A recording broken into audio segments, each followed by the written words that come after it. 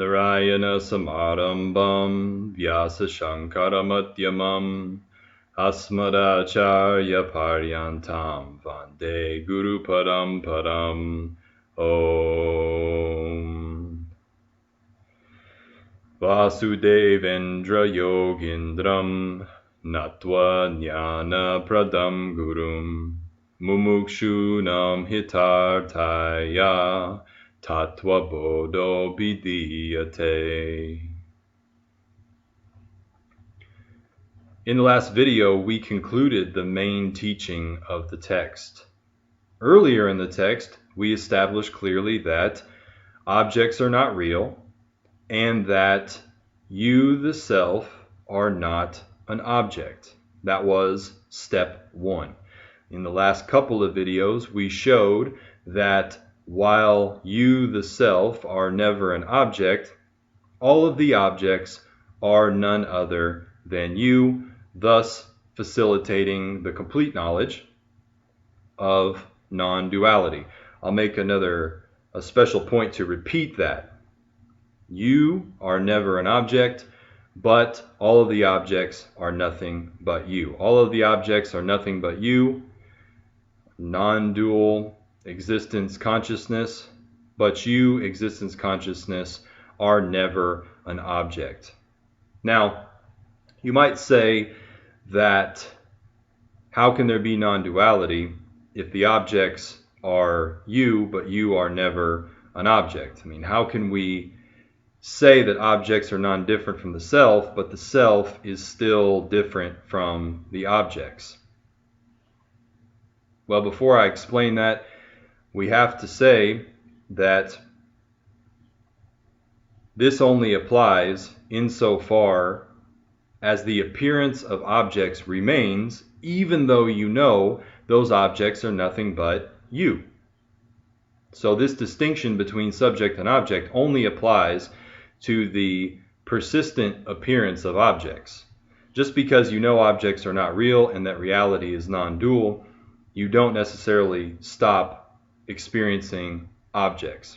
So we have to maintain this distinction between the subject and the object. Why is that? Because it's okay if all of the objects are you. That's perfectly fine. If you look around and say, hey, all of these objects are me, that's great. But you don't want to go around thinking, hey, I am all of these objects. Now, why would that be? Because all of the problems, all of the limitations belong to the objects. So because of this appearance of objects, it's not real, but it's still there. You still experience it, even if you know who you are, even if you know that you're the self, even if you know that the nature of reality is non-dual. Okay, it's still there, so you don't want to go around thinking, oh, I am all of these objects. That's incorrect. All of the objects are you, but you are none of the objects. And that's not a contradiction to non-duality. And we'll go back to the example of our clay pot.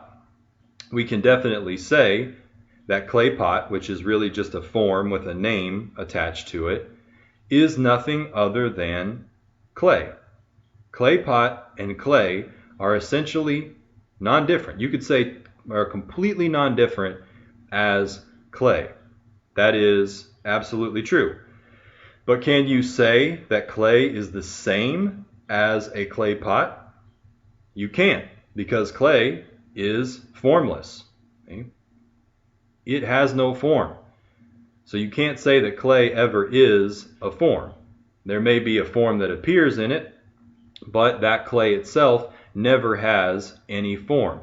You can say that the form that you call clay pot is clay, but the clay never transforms into clay pot. It never goes from its nature being clay to changing its nature to being a clay pot. You can make a pot, clay is the same. You can get rid of the pot, clay is the same. You can turn the clay into something else, clay is still the same regardless. So you can see here that while the form that you refer to as a pot is completely non-different from the clay itself is not completely non-different from the form. So in the same way, All of the forms and names that we refer to here as objects are nothing other than you, existence consciousness, but you, existence consciousness, are never those names and forms. And again, this only applies insofar as the appearance of objects persists even when you know that reality is non-dual. So there's no contradiction to the truth that this is a non-dual reality because there are no actual objects. You can't say that there's an actual difference between the real self and an unreal object. I mean, how can there be a real difference between the self and something that's not real? There can't be. So again, we retain, even once we see that the objects are the subject, we retain this subject-object distinction for practical purposes in everyday life. You need to keep it clear that even though the objects are you, you are not any of the objects. That is freedom. And the freedom is that what? Me, the self, I am not affected by these objects that appear in me. I'm not limited by them. Now, as I said, that is the main gist of the text, and we covered that in the last video, but we didn't actually finish up the whole text. The text is now going to go into a discussion of Ishvara and Jiva, the creator and the individual that is created, with the same intention of showing that all objects are nothing other than the subject. All objects are nothing other than the self. It's going to show the essential non-difference between Isvara Jiva and you, the self. It's going to just kind of look at this analysis from a slightly different perspective.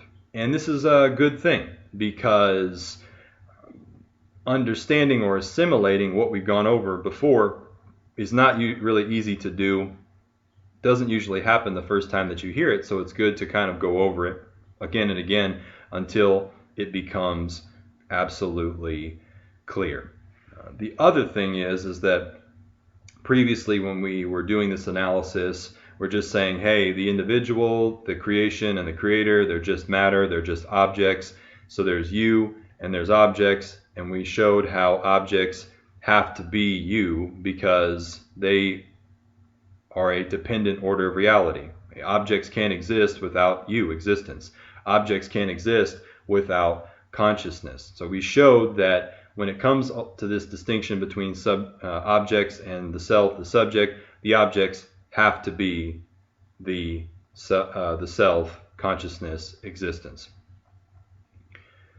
But the way that the text is going to look at it now is going to establish the identity of the individual and the total, the creator. Because up until this point it showed, hey, the individual person and the whole creation are the same as the five elements. So okay, we can see that they're non-separate and that they're the same, but there might be this doubt. You say, well, but is the creation essentially non-different from the creator? I mean, I think maybe there's a creator, so like what's the relationship between this limited individual person and this creation and the creator? So we're going to look at that relationship now and see how they are non-different as the self. So let's go ahead and get into the text here, starting with the heading that says Ishwara. The self in association with Maya is called Ishwara. So we're talking now about the creator. We're saying, what is the creator? The creator is Maya in association with the self. Now previously, I already said that Maya is the creator. Not only the creator, but also that which maintains the creation and that which is the substance of the creation. So these are not separate things. The creator and the creation are one single thing, non-separate from one another. The intelligence that makes the creation, the power that shapes it and maintains it, and also the substance of that creation, that is Maya, the creator. Now, the language of this sentence needs to be analyzed. The word association in particular. Now we say the self in association with Maya is called Ishwara. Now why would we do that? I mean, we've said that reality is non-dual. So how can the self associate with something if there's nothing other than it? The truth is that it can't. The self is not associated with anything because there's only the self, there's only you, and nothing else. But again, we're talking about this from the perspective of how things appear, from the perspective of ignorance, really. From the ignorant perspective, looking at the world and seeing it and thinking that it is actually something that's there. So from that perspective, the text is making the point of saying that Maya is associated with the self. Now, the way to look at that word association there's two, would be to look at it as meaning depends. Maya depends on the self to be able to be this creator, Ishwara. The reason for that is because Maya is just unconscious, inert matter. It is intelligence, it is power, it is substance, but none of that intelligence, power, or substance does any good towards creating without what? Without you. How can there be a creation without existence? There can't be. How can there be a creation without consciousness? I mean, what good is the intelligence of Maya without consciousness? It won't do any good at all. So saying that Ishwara is the self in association with Maya means that Ishwara or Maya, which technically are synonymous, depend on the self to create. You're not going to have a creation without existence and without consciousness. So we can also look at the word association to mean appears. What is Ishwara? Ishwara is you, the self, with Maya appearing in it. So you with the creation appearing in you, that we can call Ishwara. Right? The totality of the creation appearing in you is Ishwara. The totality of all objects appearing in you is Ishwara. Now, Ishwara sounds kind of like a fancy word. It may not be familiar to you, but I want to make the point that Ishwara is very familiar to you. It is not something unknown to you. It is not something outside of your everyday experience. We've already said that Maya is the creator, but it's also the creation itself.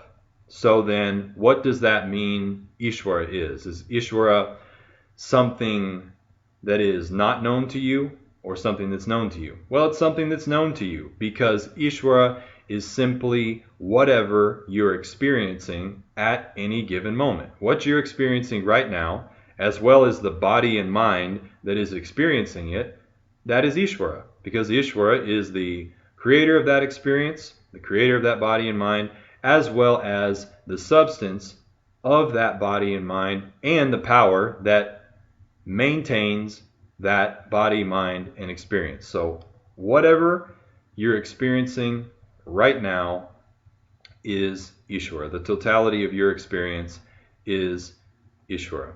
Right? Sometimes if you say Ishwara, or maybe you say Maya, or maybe even use the kind of more current term like universe, it makes it sound like something very big, even mystical, that's not known to you. Now, has the totality of everything, have you ever experienced the totality of everything?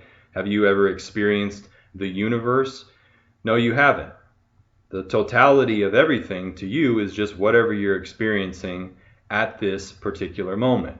That is Ishwara.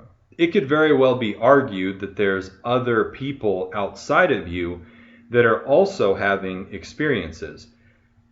Even if that's the case, which there's good evidence that that is what is happening, even if that is the case, then their experience, whatever they're experiencing at that moment, is simply Ishwara too. So anything, anywhere, being experienced at any time, the creator of that experience, the substance of that experience, and the power that maintains that experience, that is Ishwara. It's really nothing more complicated than that.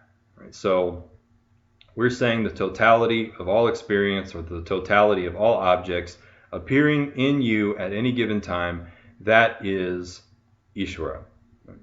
So Maya appearing in you, or the creation appearing in you, that is Ishwara. Now, Maya and Ishwara can be used here interchangeably. So if we've established that, what then is the individual person? Now, before we talk about that, let's ask this question. If Ishwara is the totality of everything, is the individual person separate from everything, or is it a part of everything? Well, it would have to be a part of everything, because everything is all-inclusive.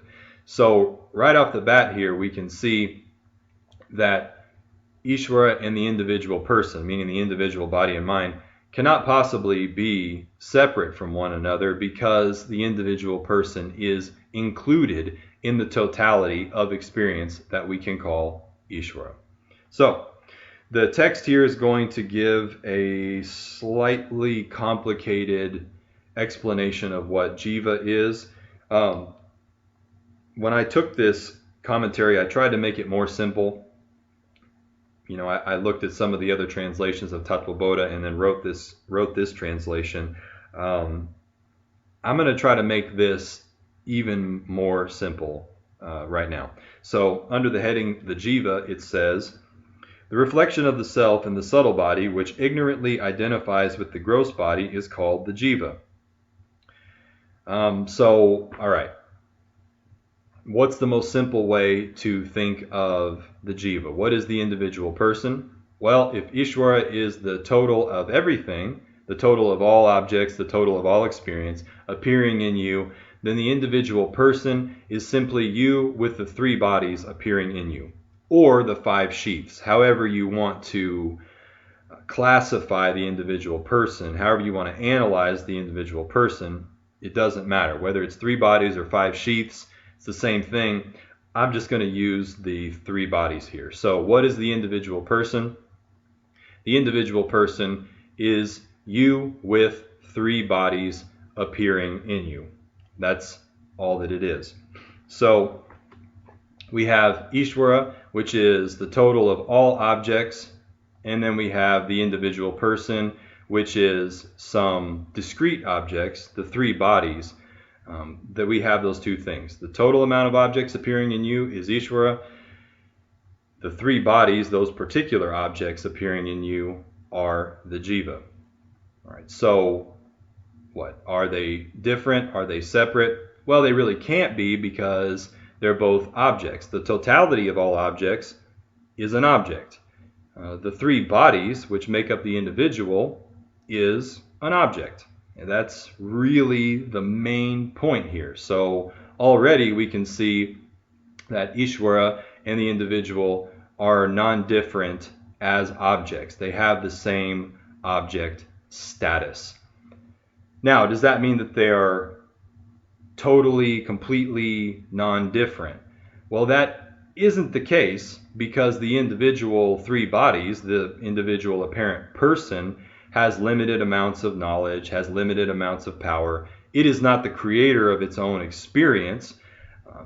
Although Ishwara, though, is the totality of all experience, as well as the creator of that experience. So looking at things from the perspective of the way they appear, you do have this limited person with limited knowledge and limited power. This individual person will never be Ishwara.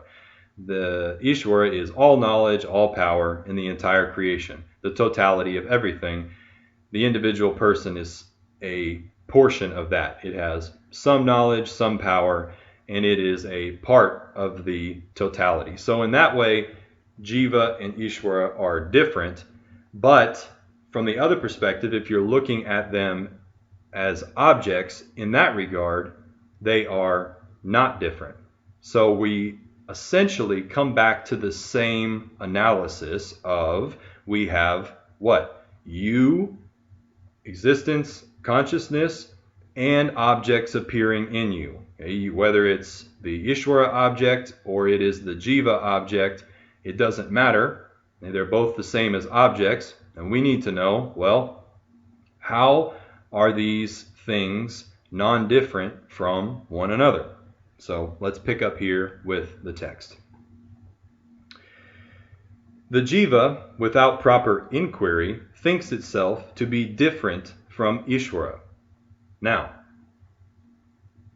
when we say that the Jiva without proper inquiry thinks itself to be different from Ishwara, like I've said, the individual is different from the total because the individual has limited knowledge, limited power, and it's only the three bodies, so those particular objects.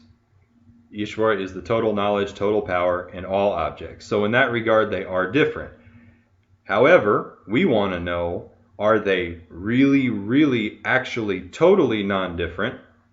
And as we've established before, they really can't be, because essentially what their true nature is non-dual, limitless existence, consciousness. But we haven't gotten there in the text, so let's keep going here.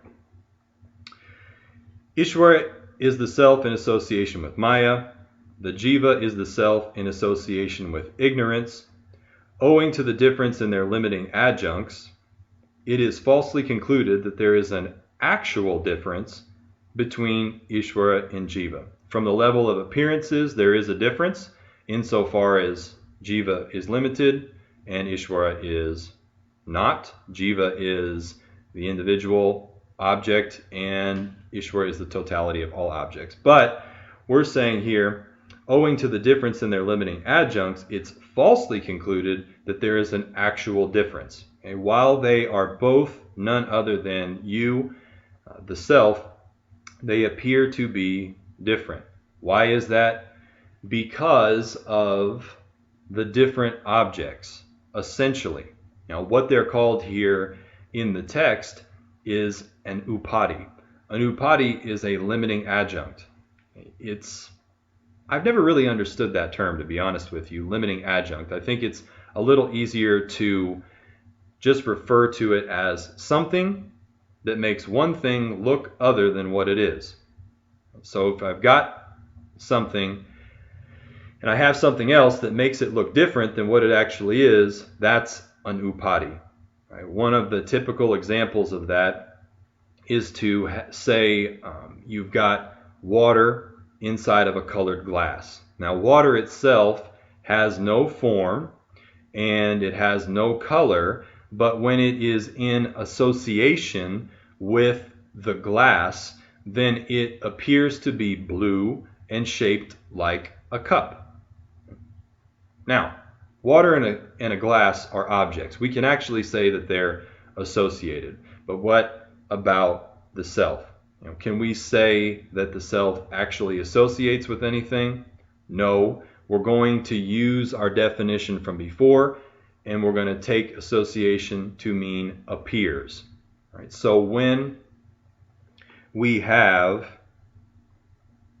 Maya appearing in the self, when Maya appears in you, we call that Ishwara. Okay? When Maya appears in you, it makes you, the self, look like the creator, look like the total of all objects created. That's what it makes it look like. The self, you actually have no form, you have no attributes, but when this object of Maya appears in you, you seem to be the creator. Now, when ignorance appears in you, you seem to be the Jiva. Right? This is the upadi. The ignorance is the upadi for Jiva. Maya is the upadi for Ishwara. It's a particular object that appears in you and makes you seem to be something other than you are. The Maya Upadhi makes you look like the creator, the creation, Ishwara. Ignorance makes you look like a jiva. Now, I just said that the three bodies appearing in you is jiva. You could look at it that way too. When the three bodies are appearing in you, it makes you, the self, look like the individual. The text says ignorance because only by ignorance is it possible to falsely think you are an individual person.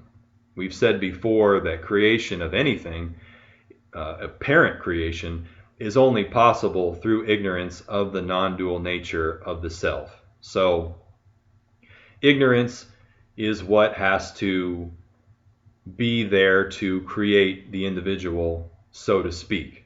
Now, it doesn't say that ignorance, it needs to be there to create Ishwara, because Ishwara is not a person. Ishwara is not an individual. Ishwara isn't a big ego that thinks, I am Ishwara. Ishwara is simply the total of everything appearing in you.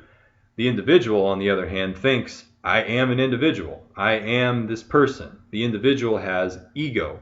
So that person is under the sway of ignorance. Ishwara is not under the sway of ignorance because Ishwara isn't a person able to be under the sway of ignorance. So that's why it says ignorance here. But for all intents and purposes, what is the upadhi that makes up jiva? The three bodies. Okay? When the three bodies appear in you, you seem to look like a person. Okay? These things, Maya, the three bodies, this is the colored glass. All right. The self is the water. The colored glass is the upadhis. When those things appear in you, in the self, it makes it look like you have a particular form, that you have a particular name, that you have particular attributes, when actually you're nameless and formless. Continuing on with the text, it says, Samsara, the continuous suffering caused by identification with the body and mind, persists as long as this incorrect conclusion remains. Therefore, the conclusion of difference between the jiva and Ishwara is not to be accepted. So what it's saying here is that, samsara is the identification with the body and mind. We've talked about this before. Thinking objects are real and identifying with objects is the cause of suffering because the limitation inheres in the objects. Those limitations cause suffering. The transient nature of objects also causes suffering because everything that you have changes, it comes and it goes. You gain and you lose, and that also causes suffering. Now, how is that identification possible? Well, it's when you think the objects are real and believe yourself to be an object. But when you know that you're the self, that suffering caused by identification goes away. So we're saying that that's what suffering is, and that persists as long as the incorrect conclusion remains, as long as that ignorance remains, that I am this particular object. Therefore, the conclusion of difference between the jiva and Ishwara is not to be accepted. Seeing the non-difference of Ishwara and jiva is a topic that we're going to have to take up in the next video because it looks like we're out of time. What we're going to do is make an analysis of the Mahavakya, which means great statement or great saying, from the Chandogya Upanishad that you're probably familiar with, and that is Tat Tvam Asi, which means that thou art, or if you flip it around, you are that. And that statement is an equation. It is saying you are, meaning equal, you equal that, Ishwara. Now, as I've said before, Jiva and Ishwara are not equal because the individual person is limited with limited knowledge and power, and the individual person is simply the three bodies appearing in the self, while Ishwara is the total knowledge and total power and the totality of all objects appearing in the self. So, can we take this equation literally? You are Ishwara.